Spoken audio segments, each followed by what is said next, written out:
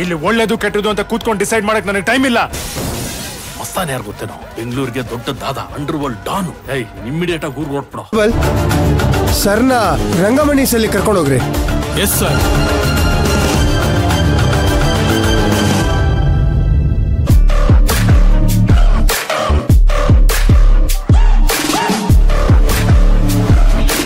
ರಂಗಮಣಿ,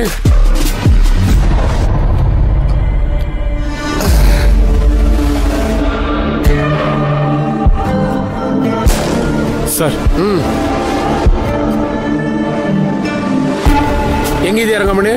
ಓ super sir.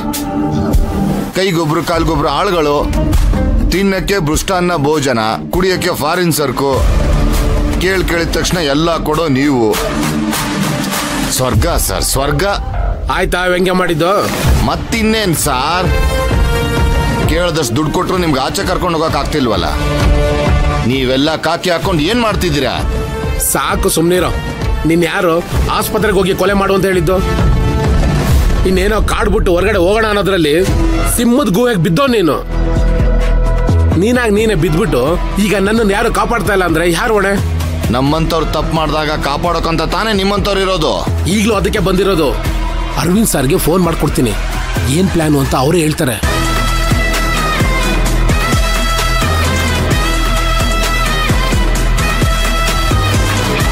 ಒಂದ್ ನಿಮಿಷ. ಹಲೋ, ನಾನು ರಂಗಮಣಿ. ಬಾಯ್, ನೀನಾ? ಹೇಗಿದ್ಯಾ? ಜೈಲಲ್ಲಿ ಚೆನ್ನಾಗಿರಕ್ ಸಾಧ್ಯನಾ? ಕೇಳೋ ಪ್ರಶ್ನೆನಾ ಇದು? ಮೊದಲು ನಾನು ಇಲ್ಲಿಂದ ಆಚೆ ಬರೋದನ್ನ ವ್ಯವಸ್ಥೆ ಮಾಡು. ವ್ಯವಸ್ಥೆ ಮಾಡು ಅಂದ್ರೆ ಏನ್ ಮಾಡ್ಬೇಕು? ಎಂತ ಕೆಲಸ ಮಾಡ್ಕೊಂಡಿದ್ದೆ ಗೊತ್ತಾ ನೀನು?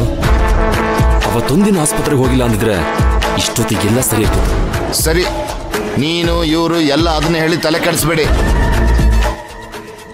ಆಗಿದ್ದಾಯ್ತು. ಈಗ ಅದರಿಂದ ಆಚೆ ಹೇಗೆ ಬರೋದು ಅಂತ ಅದನ್ನ ಹೇಳಿ ಫಸ್ಟ್. ಏನ್ ಹೇಳೋದು? ಆ ರಾಜೇಂದ್ರ ನಿನ್ನ ಪರ್ಮನೆಂಟ್ ಆಗಿ ಜೈಲಲ್ಲಿ ಉಳಿಸ್ಕೊಬೇಕು ಅಂತ ನಿನ್ನ ಕೇಸ್ನ ಸತ್ಯವತಿ ಕೊಟ್ಟಿದ್ದಾನೆ. ಸತ್ಯವತಿನ? ಅದೇ ನರ್ತನ ನಮ್ಮ.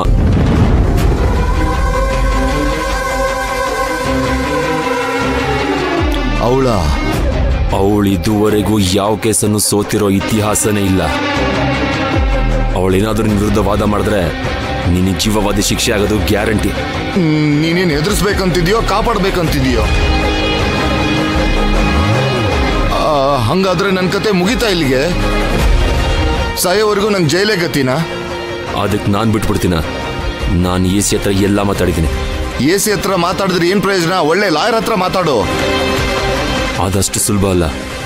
ಆಪೋಸಿಟ್ ಲಾಯರ್ ಸತ್ಯವತಿ ಅಂತ ಗೊತ್ತಾಗಿ ಒಬ್ಬರು ಕೇಸ್ ತೊಗೊಳಕ್ ಮುಂದೆ ಬರಲ್ಲ. ಒಂದು ವೇಳೆ ಮುಂದೆ ಬಂದ್ರು ಅವಳ ಮುಂದೆ ನಿಲ್ಲಕ್ಕಾಗಲ್ಲ. ಅದಕ್ಕೆ ಎ ಸಿ ಹತ್ರ ಮಾತಾಡಿ ಒಂದು ಪ್ಲಾನ್ ಮಾಡಿದ್ದೀನಿ. ಏನದು? ನಾಳೆ ನಿನ್ನ ಕೋರ್ಟಿಗೆ ಸಬ್ಮಿಟ್ ಮಾಡ್ಬೇಕಾದ್ರೆ ಆನ್ ದ ವೇ ಎಸ್ಕೇಪ್ ಆಗು. ಅದಕ್ಕೆ ಸಿ ನಿಂಗೆ ಏನ್ ಬೇಕೋ ಸಪೋರ್ಟ್ ಕೊಡ್ತಾನೆ. ಅವ್ರು ಹೇಳ್ದಂಗೆ ಕೇಳಿ ಸಾಕು. ತಪ್ಪಿಸ್ಕೊಂಡ್ಮೇಲೆ ಏನ್ ಕತೆ? ನೀ ತಪ್ಪಿಸ್ಕೊಂತಿದ್ದಾಗೆ ಬಂದು ನಾನು ನಿನ್ನ ಪಿಕ್ ಮಾಡ್ತೀನಿ, ನಿನ್ನ ಸೇಫ್ ಜಾಗ ಕರ್ಕೊಂಡು ಹೋಗ್ತೀನಿ. ಸರಿ ಸರಿ, ನಾಳೆ ಸಿಗೋಣ.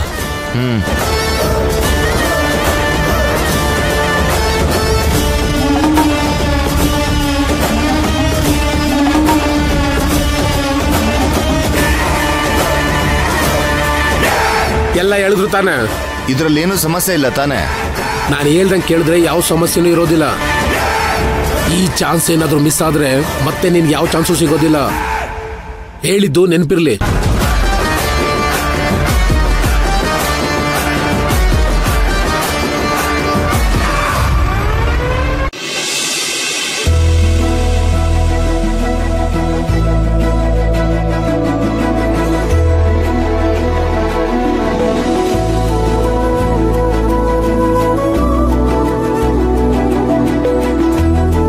ಬನ್ನಿ ಸರ್.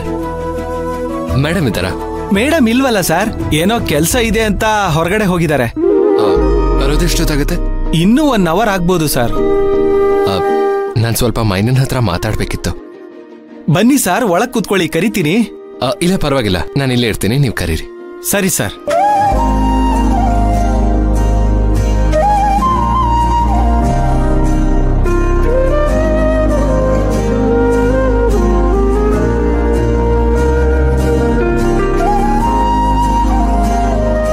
ಸರ್,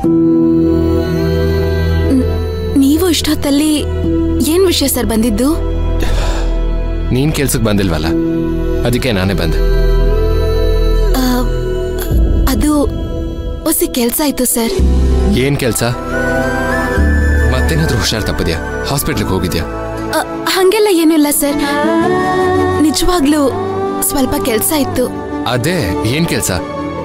ಹೇಳಕ್ ಆಗ್ತೇನೋ ಅಂತ ಕೆಲ್ಸನ?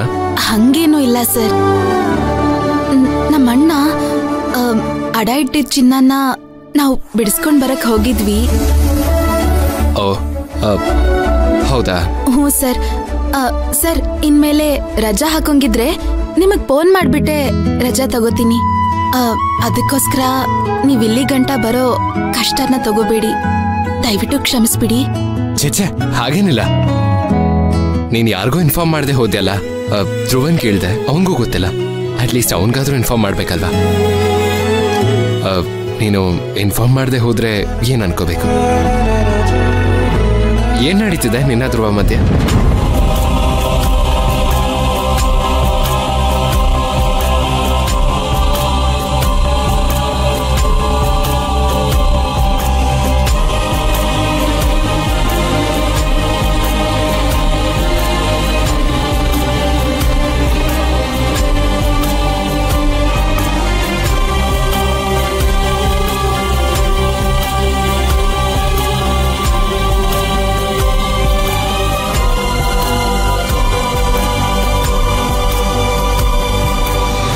ಮಾವ, ಹೇಳು ತುಳಸಿ. ಏನಾಯ್ತು ಮಾವ? ಏನ್ ಯೋಚನೆ ಮಾಡ್ತಿದ್ದೀರಾ? ಏನಿಲ್ಲ. ಏನಿಲ್ಲ ಅಂತ ನಿಮ್ ಬಾಯ್ ಹೇಳ್ತಿದೆ, ಆದ್ರೆ ಏನೋ ಯೋಚನೆ ಮಾಡ್ತಿದ್ದೀರಾ ಅಂತ ನಿಮ್ ಕಣ್ ಹೇಳ್ತಿದೆ. ಏನು ಅಂತ ನನ್ನ ಹತ್ರ ಹೇಳಲ್ವಾ? ಅದ್ ಹಾಗಲ್ಲ ತುಳಸಿ, ಇವತ್ತು ಮೈನಾ ಗಾರ್ಮೆಂಟ್ಸಿಗೆ ಬರ್ಲಿಲ್ಲ.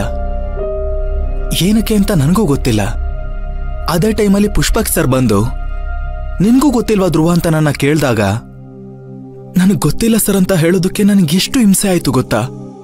ಮಾವ, ನಿಮ್ ಹತ್ರ ಒಂದ್ ವಿಚಾರ ಹೇಳ್ಬೇಕಿತ್ತು.